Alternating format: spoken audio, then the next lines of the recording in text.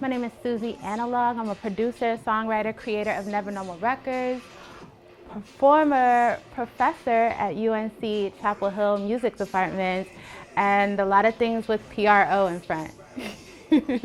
My music is electronic, inspired by hip-hop music.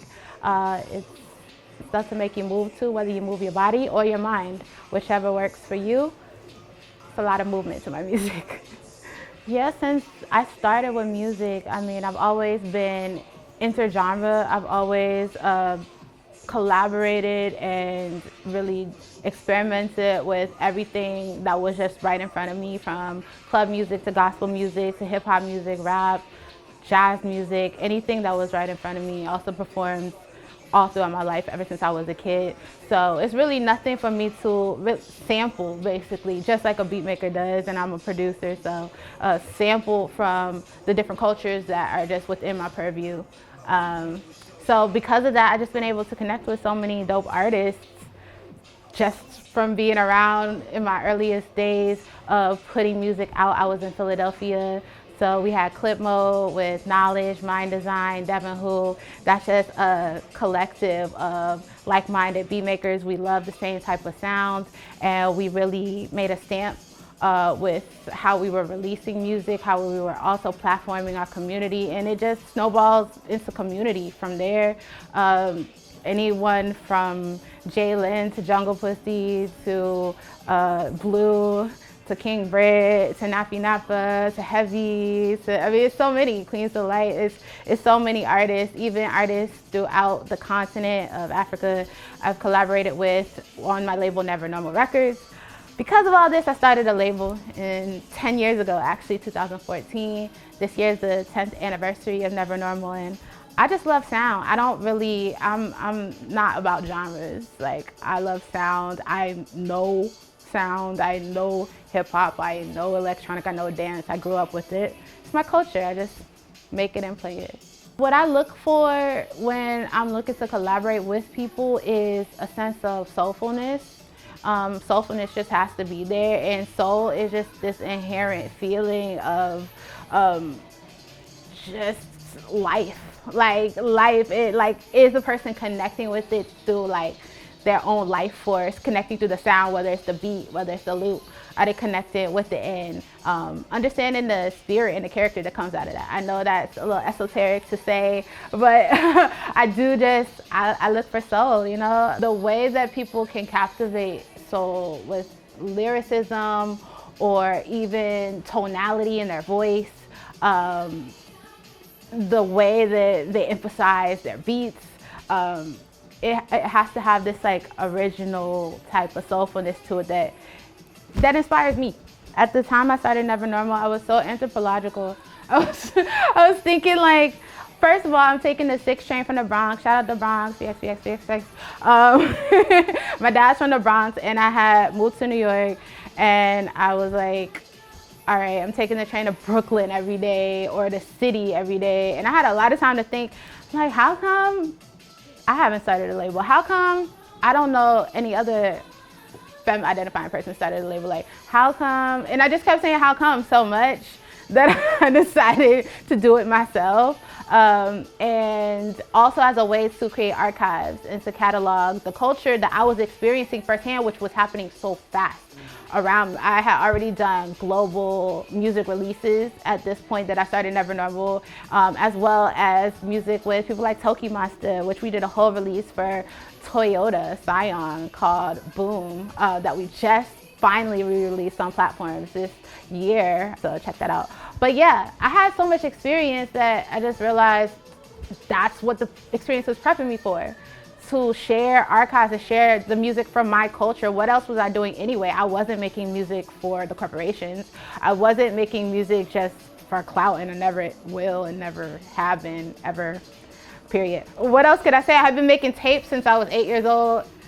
I had been recording cassette tapes since I was 8, 9. Then once I got more into hip hop, into bands, especially different rock and alternative bands, I realized that cassette culture was something that was coveted nationally and internationally. So I just decided to format the music I was making on cassette tape and bring that into my future, a little bit of retrofuturism, if you will. Oh my gosh, I was on the boards. My name was Stereotype with a big O. No one, I don't even want to say no one remembers me. I would just mostly lurk, and those who know. Like that, those who know, like, it's still my friend. Like those who know, like shout out my homegirl Maria. She's tattooed my neck. Okay, we were on the boards, all right? So I've been fraternizing with the earliest form of social media known as OkayPlayer, for real, if you know, you know. And I just read a lot of perspective, learned about albums, learned about new artists, also had my artists that I was sharing on the boards at that time, but everybody was way growner than me. So I was just like, I'm gonna graduate from high school and go to college. But I was informed by the great tastes of the OkayPlayer internet. So thank you, OkayPlayer. I'm glad to be here.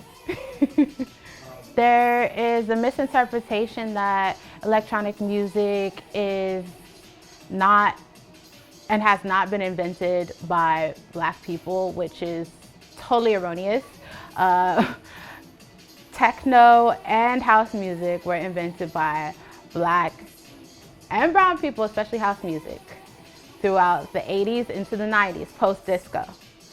So all of those funny little hits that you would hear in disco coming from those beat machines, those got turned into whole 16-bar loops that people needed to dance to. DJs were the people to really innovate how the music was being played, and parties were the source of hearing the music. So these parties are part of our culture, are part of our legacy. This music is part of Black culture, part of Black legacy. And what I'm doing is just continuing on in the heritage of Black innovative music, house, techno, all of that. I mean, the percolator for me is like the Lord's Prayer. Okay. For me, I was born in Baltimore and I grew up with more club music. So there are a lot of DJs just from that era. Shout out women like K Swift, who was a legendary DJ, RIP, who really held it down and took club music, more club music into the mainframe. She was even doing segments with on MTV with Sway at that time, really showing people inside the clubs. And that made way for what we hear today. We hear the Ice Spices of today on all these Jersey club beats, which really is inspired by Baltimore club, which really is a type of house music. So it's all Blackness to me, you know, it's all me coming to what I know. I grew up in dance groups. I grew up like doing performances for my community between dance and theater. So learning routines to these tracks were like regular business for me as a single-digit kid at summer camp, or, you know, hanging with my friends, or just having to do a performance for the community. Shout out DJ Sega from Philly. I went to Temple, so going to Temple, he was the one rocking all the parties. He was the one doing all of the block parties in the summertime, putting us on to mad music. If you're not up on DJ Sega, definitely need to get up on DJ Sega. And that wasn't even like when I was a kid. I just had club music in my life throughout my life, you know, just with community. What are we doing today? It's a nice day. Like, it's a perfect summer day right now. Like, somewhere in Philly, someone is playing a Wu-Tang, like by DJ Sega. So, you know, it's just life. It's just life to me.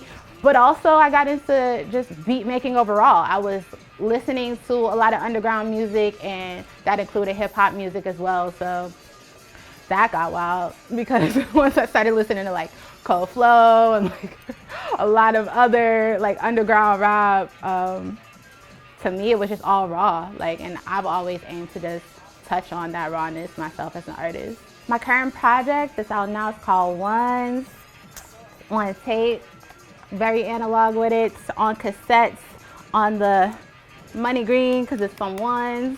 These are one-off tracks. It's a mixtape that I recently did.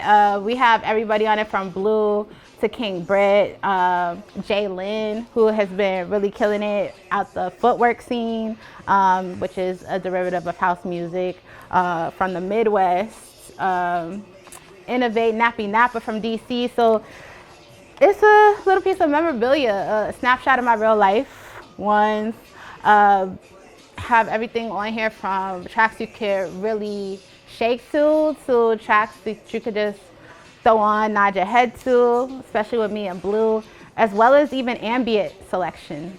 I have selected ambient works on this project. So yeah, it's out, fresh out. This is still in the package. I'm super excited about it. Super excited for everybody to hear the diversity of my sound. So far, thanks to everybody who's been tuning in. Y'all been loving it, and I'm excited because as an artist, you never think that people will rock with you being diverse. You do feel like you have to stay in a pocket, and on this, there's no pockets, it's one-off tracks. So y'all in all the pockets of all the pants. Like, thank you for being in the pockets of my pants. This is Suzi Analogue, and you're watching OkayPlayer.